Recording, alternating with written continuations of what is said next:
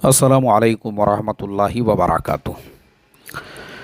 बिस्मिल्लाहिर्रहमानिर्रहीम नहमदुहु व नुसल्ली अला रसूलिहिल करीम व अला आलिहि व अस्हाबिहि अजमाइन अम्मा बाद।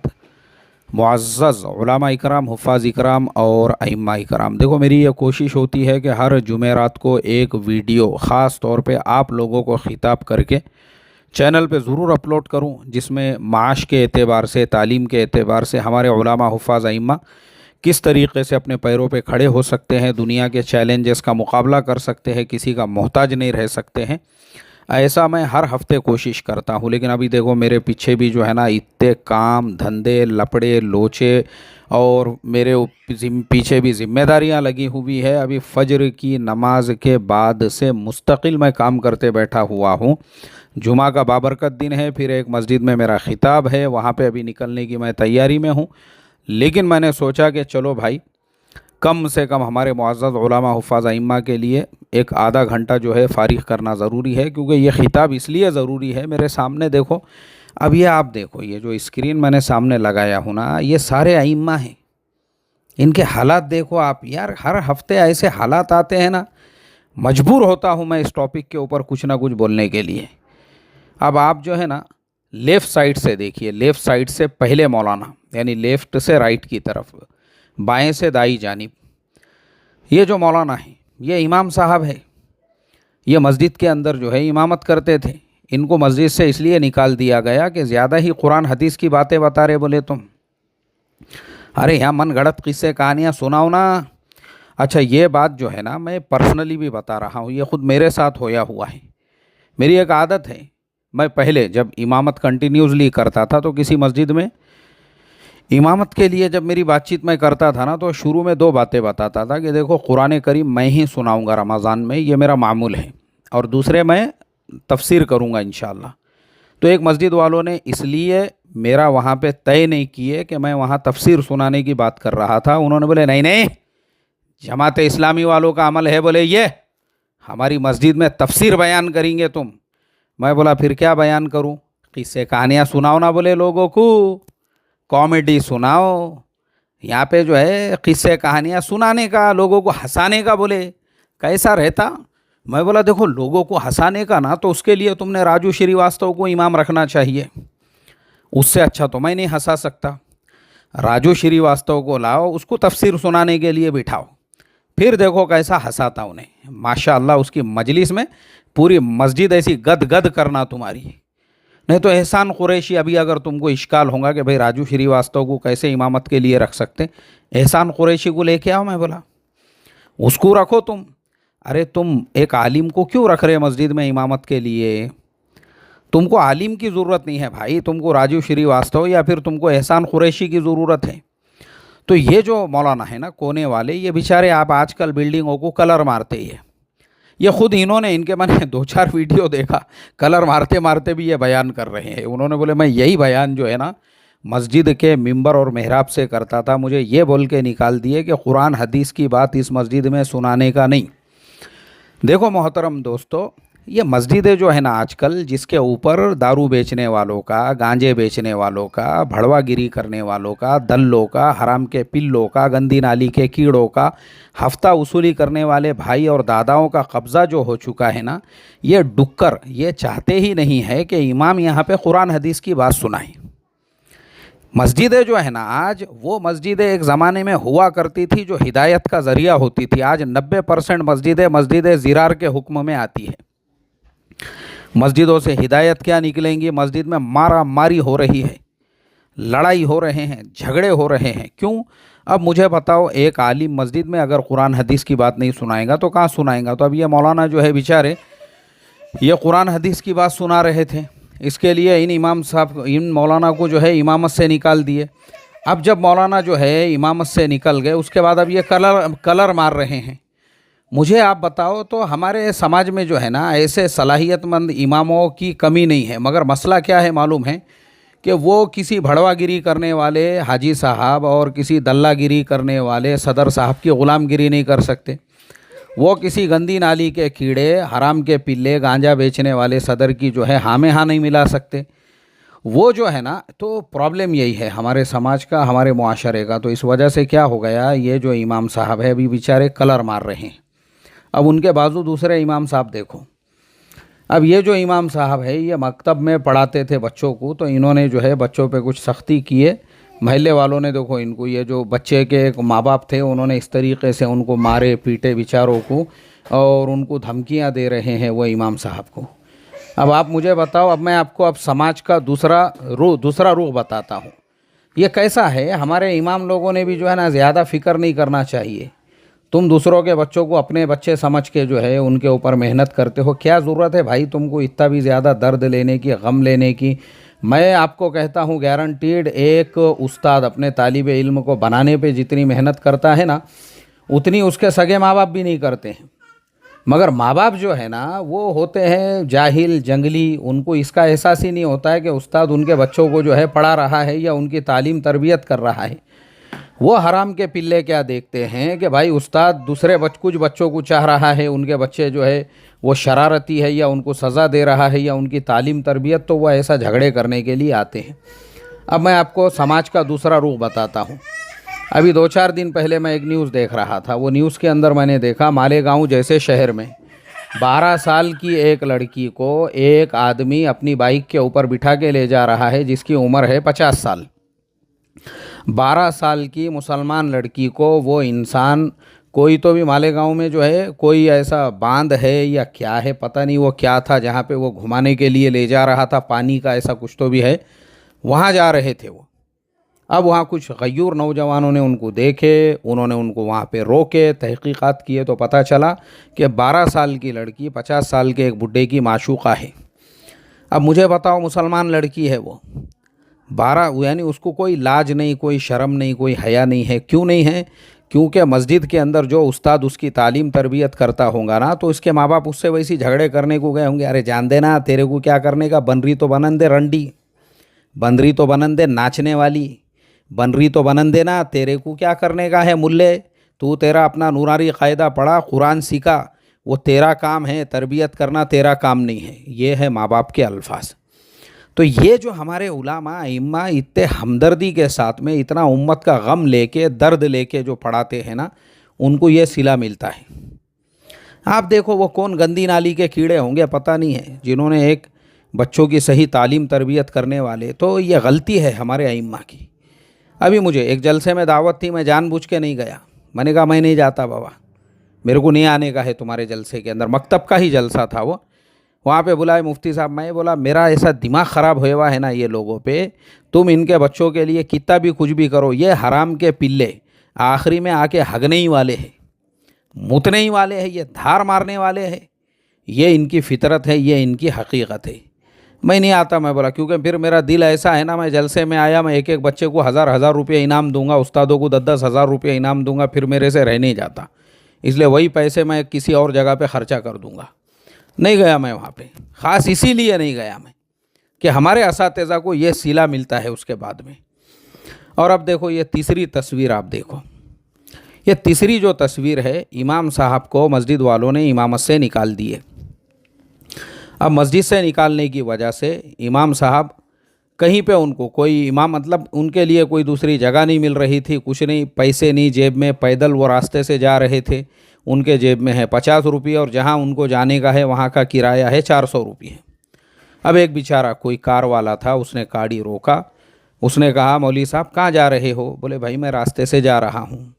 आइए अंदर बैठ जाइए बोले आप। अब वो इमाम साहब जो है अंदर बैठने के लिए, उन्होंने बोले कितने पैसे है? बोले मेरे पास 85 रुपये है। अरे बोले 50 रुपये में आपको कौन जो है 500 किलोमीटर का रास्ता तय कराएगा? वहाँ पे जाने को कम से कम 400-500 रुपये चाहिए, अब है ही नहीं उनके पास। अच्छा वो शहर में आप क्यों जा रहे हो? बोले मैं इसलिए जा रहा हूँ ताकि वहाँ मुझे कुछ मेहनत मजदूरी का और कुछ गारे वारे उठाने का काम मिल जाए। अब आप देखो एक इमाम है, वो बेचारा गारे उठाने पे मजबूर है, वो बेचारा जो है मेहनत मजदूरी का काम करने पे मजबूर है, वो शहर में जाना चाहता है। तो इन्होंने पूछा कि आप, मतलब आपके हालात ऐसे क्यों हुए? अब आप सोचो, वो इमाम साहब ने अपनी जो दर्द भरी कहानी सुनाई, उन्होंने बोले मेरे गुर्बत और इफलास की वजह से मेरी बीवी मुझे छोड़ के अपने माँ बाप के घर पे चली गई। फ़िलहाल मेरे पास कुछ भी नहीं है, बोले बच्चे भी है उनको। और देखो ये रियलिटी है समाज की। समाज में अगर आपके पास पैसे नहीं है, आपको कोई अपनी बेटी नहीं देगा, आपको ऐसे समाज में हज़ारों नौजवान मिल जाएंगे जिनकी उम्रें 30-35 साल हो चुकी है लेकिन ख़ुद का घर नहीं है, लोग बेटी देने तैयार नहीं। ये मैं आपको इसलिए रियलिटी बताता हूँ क्योंकि मैं ख़ुद पहले ऐसी रिश्ते वगैरह के सिलसिले में भी मैं जाता था। मेरा एक शागिर्द है, सॉफ्टवेयर इंजीनियर है, 1 लाख रुपये महीना उसको तनख्वाह है। अब उसके लिए हमने कई रिश्ते देखे, लड़की वाला कोई भी उसको इसलिए देने के लिए तैयार नहीं था क्योंकि जिस एरिया में वो रहता था लोग उसको झोपड़पट्टी के एरिया से कंसीडर करते थे। लड़की वालों का बोलना यह था, अगर तू 1 लाख रुपये कमाता है तो हमारी बेटी को 20,000 रुपये किराए का फ्लैट लेके किराए से रहे, एकदम हाईटेक अच्छी सोसाइटी के अंदर, तो हम तुझे हमारी बेटी देंगे। अब मुझे बताओ, मेरा वो शागिर्द जो है, जब मैं उसके लिए रिश्ता शुरू किया था तो वो पाव टकला था, उसके बाद आधा टकला हुआ और उसका रिश्ता होने होने तक उसका पूरा टकला हो चुका था, लेकिन तब तक भी रिश्ता नहीं हुआ। कौन जिम्मेदार है इसके लिए? क्यों देगा भाई समाज में? देखो सिंपल सी बात है, समाज में कोई अपनी बेटी क्यों देगा? समाज के अंदर जो है ना आज ऐसा ही हो चुका है। लेकिन अब वो इमाम साहब जो है, ससुराल वालों का काम था, बेटी की शादी हो गई तो थोड़ा उनको सपोर्ट करते या ये करते, मगर ससुराल वाले भी रहते हरामखोर, वो उल्टे बुराइयां करते बैठते। अरे काय को दिए उसको, क्या है उसके पास? इमाम तो है वो मस्जिद का, देखो अब ये मस्जिद छूटी, तुम्हारे बच्चों को कैसा पालेंगा, कैसा ये करेंगा। तो अब देखो उनको भड़काए होंगे लोगों ने। अब लोगों ने भड़काने की वजह से फिर क्या हो गया, लड़की के माँ बाप ने लड़की को लेके चले गए और इमाम साहब जो है बेचारे वो फिर रहे हैं रोज़ी रोज़गार और कारोबार की तलाश के अंदर। तो देखो ये जो है ना हमारे समाज की रियलिटी है, ये है हमारे समाज की हकीकत।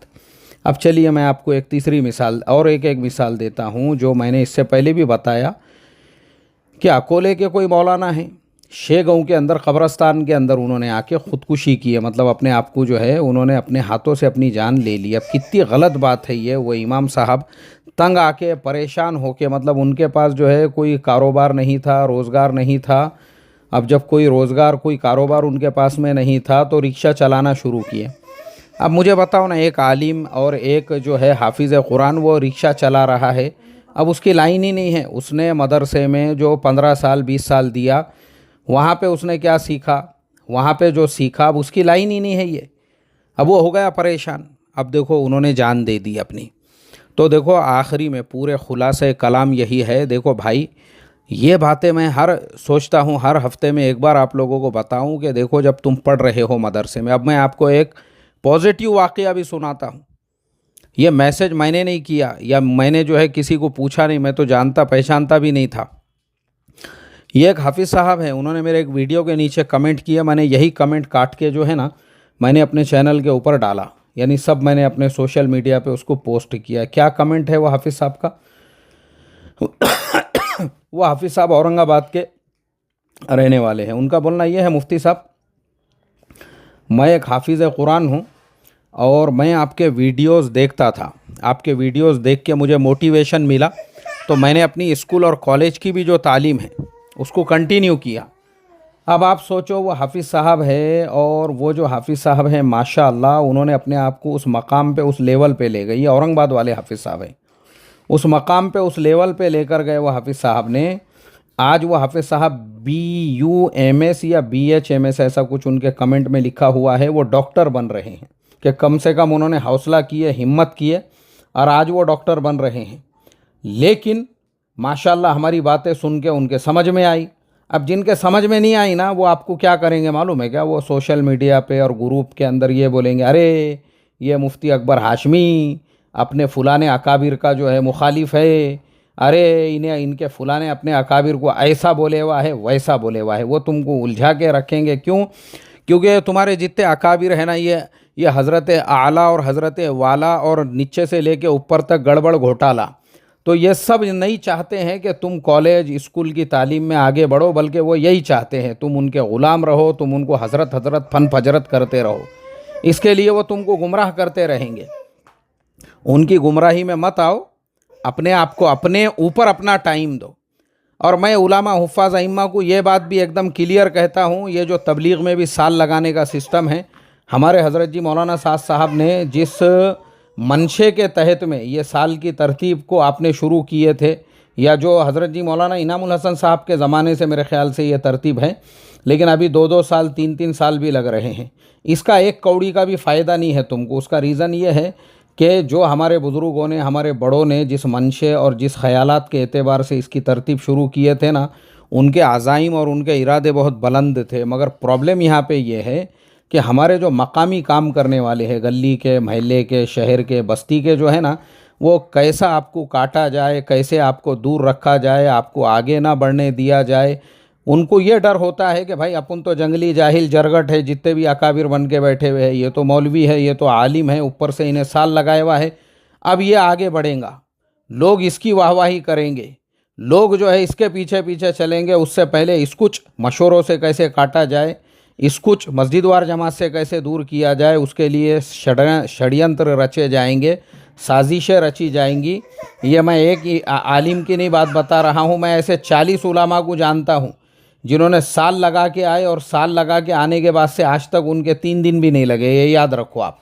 और उसके बाद उनको कोई मकामी, जो मैं बता रहा हूँ ना, ये मकामी जितने भी बड़े बड़े लांडगे बैठे हुए हैं कुर्सियों पे कब्ज़ा करके, वो कभी गलती से आपको मिलने के लिए भी वो ये तकलीफ़ भी गवारा नहीं करेंगे कि जिसको साल के लिए निकाले थे, जिसने साल के लिए जो है अपनी जान माल सब कुछ कुर्बान किया, बाद में उसके बाद से उसके कभी 3 दिन भी नहीं लगे, उनकी लिस्ट बना के कभी उनको मिलने को भी नहीं जाएंगे। क्यों भाई? उनको तो जो है उनको उसका क्रेडिट चाहिए था, उनको अवार्ड चाहिए था कि माशाल्लाह फलाने ज़िले वालों ने साल की इतनी जमातें निकाले और दूसरे साल की उतनी निकाले। वो हो गया, अब वो ख़त्म हो गया, उसका उनको जो है क्रेडिट मिल गया।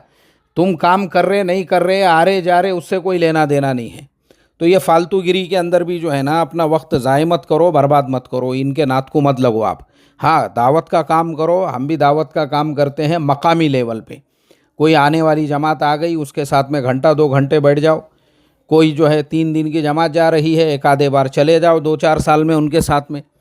इसके अलावा तुम बोलेंगे मैं इनकलाब लेके आ जाऊंगा, और मैं ऐसा कुछ नहीं, सिर्फ तुम्हारा वक्त ज़ाय होगा, बर्बाद होगा। तुम वही सोचोगे कि वही 3 साल में अगर मैं ग्रेजुएशन करता, वही 3 साल में मैं इंजीनियरिंग करता, वही 3 साल में कंप्यूटर सीखता, वही 3 साल में LLB, जैसा मेरा एक शागिर्द है मुंबई हाई कोर्ट के अंदर जो है वो प्रैक्टिस करते हैं, उनके साथ मेरा एक पॉडकास्ट भी चैनल के ऊपर अपलोड है, आप देख लो। जमात में जाने की बजाय उन्होंने अपने 3 साल अपने आप को LLB कराने के लिए दिए। आज मुंबई हाई कोर्ट के अंदर जो है वो एडवोकेट है, पुणे में भी जो है प्रैक्टिस करते हैं, मुंबई में भी करते हैं, ज़रूरत पड़ी अप डाउन करते हैं दोनों शहरों के दरमियान में। और माशाअल्लाह ऐसी कभी ज़रूरत पड़ी तो एक आध दिन, एक दिन निकल जाते हैं। कोई जमात आ गई तो उसको आधा पौना घंटा लेके बैठ जाते हैं। ये काम करने का तरीक़ा है, ये याद रखो मेरी बात आप। तो इसके लिए अपनी फ़िक्र करो अपनी। तुम्हारे घर पे फाके हो रहे हैं, तुम्हारे घर के ज़िम्मेदार, तुम्हारे बस्ती के ज़िम्मेदार, तुम्हारे महल्ले, कोई नहीं आएगा, कोई पूछेगा भी नहीं। तुम्हारे बच्चे भूख से मर रहे हैं, बिलबिला रहे हैं, उनको इससे कोई लेना देना नहीं है। तुम साल गए थे, 2 साल गए थे, 5 साल गए थे, 10 साल गए थे, उल्टा वो खुशियाँ मनाएंगे। क्यों? क्योंकि भाई देखो, ये जिस बैकग्राउंड से आए हुए हैं ना, ये सियासत में फ़ेल हो गए हुए लोग हैं, गांजों के दारू के धद्दों में फ़ेल हो गए हुए लोग हैं, गुंडागर्दी दादागिरी में फ़ेल हो गए हुए लोग। चलो अब कहाँ पे अपनी भाईगिरी दादागिरी चलाने का है, तो उनको एक मैदान, एक उनको स्टेज मिल गया हुआ है कि चलो अपने को जो है ये एक स्टेज मिल गया हुआ है। अब वहाँ दूसरा अगर कोई आगे बढ़ेगा ना, तो ये लांडगे कभी भी उसको आगे नहीं बढ़ने देंगे, ये बात याद रखना मेरी। तो इसके लिए जो है ना भाई, आप अपनी फ़िक्र करो, अपने आप को माशी तौर पे मजबूत बनाने की फ़िक्र करो। इनके लपड़ों में, लोचों में, इनके पीछे अपनी सलाहियतें बर्बाद करो। मैं बता रहा हूँ आपको, मेरे ऑफिस में एक मौलाना आते हैं, वो सांगली के हैं। अभी मेरे फर्जंद ने बताया 2-4 रोज़ पहले भी आए थे। वो जब आते हैं मेरे फर्जंद, उनको जो है एक बिरयानी का पैकेट देते हैं। मैंने कहा जब भी भाई कोई भी आया उसको बिठा के वहाँ पे खाना खिलाना। अब वो बेचारे क्यों आते हैं, उनके 2 साल लगे हुए हैं, उनके पास कोई धंधा नहीं, कारोबार नहीं। वो वहाँ रिक्शा चला रहे थे, वो नहीं चला, वापस पुणे को आए, अब यहाँ पे कोई टेम्पू चला रहे हैं। मजबूर है बेचारे, हालात का शिकार है। और उनके अलावा अब ये जमात के अलावा भी जो दूसरी भी तंजीमें, तहरीकें वगैरह है ना, इसमें जो ज़िला सदर है, सूबाई सदर है, ये जो बड़े बड़े लांडगे हैं, करोड़ों रुपये तुम्हारे नाम पे खाएंगे, तुमको इस्तेमाल करेंगे, तुमको बोलेंगे ये हमारा सेक्रेटरी है, ये जनरल सेक्रेटरी है, ये ऐसा है वैसा है, तुमको खाजिन बनाएंगे और तुमको 10 साल में कभी ख़जाने का पता भी नहीं चलेगा। बल्कि जो डुक्कर का पिल्ला जो सदर बन के बैठा हुआ है, वो गंदी नाली का कीड़ा, तुमको पता भी नहीं चलने देगा ख़जाना किधर आ रहा है, ख़जाना किधर जा रहा है।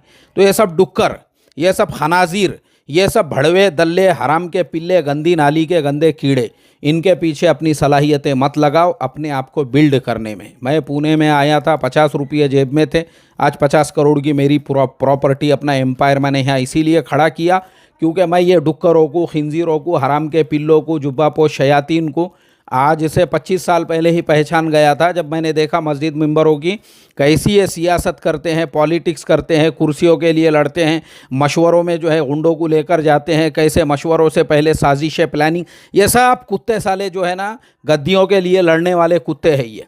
इसलिए मैंने अपने आप को बिल्ड करने में मेरी सलाहियतें लगाया, इसलिए आज मैं उस जगह पे बैठा हुआ हूँ। ये तो 50 मैंने जो बोला हूँ इंडिया का हाल है, बाकी 1200 करोड़ का हमारा कारोबार बाहर चलता है अल्हम्दुलिल्लाह, उसको मैं ही मैनेज करता हूँ। क्यों भाई? हमने अपने ऊपर ध्यान दिए, आज भी मेरा पूरा ध्यान मेरे ऊपर है। मेरी फैमिली को मैं कैसे अच्छी लाइफ दे सकता हूँ, मेरे बच्चों को अच्छा एजुकेशन का, मेरे को क्या करने का, क्या लेने का, क्या देने का। क्योंकि मैं ये सारी बातें आपको इसलिए बोल रहा हूँ भाई, यही बातें आपको जो है ना, जब आप 40 साल, 45 साल, 50 साल के होंगे तो आपको लगेगा कि जिस मुफ्ती अकबर हाशमी को लोग बोलते थे इसके बयान मत सुनो यार, ग्रुप में क्यों शेयर करा बोले तूने इसका बयान, जो ऐसा बोलते थे ना आपको, तब आपको एहसास होगा कि यही मुफ्ती अकबर हाशमी तुमको सही रास्ता। देखो कैसा रहता, भेड़ बकरियां जब चलते हैं ना, दो टाइप के लोग उनके पीछे चलते हैं। एक तो चरवाहा चलता है जो उनका मुहाफिज होता है, वो चरवाहे के पीछे पीछे भी चलते हैं, तो चरवाहा उनको ये पूरी हिफाजत करता है।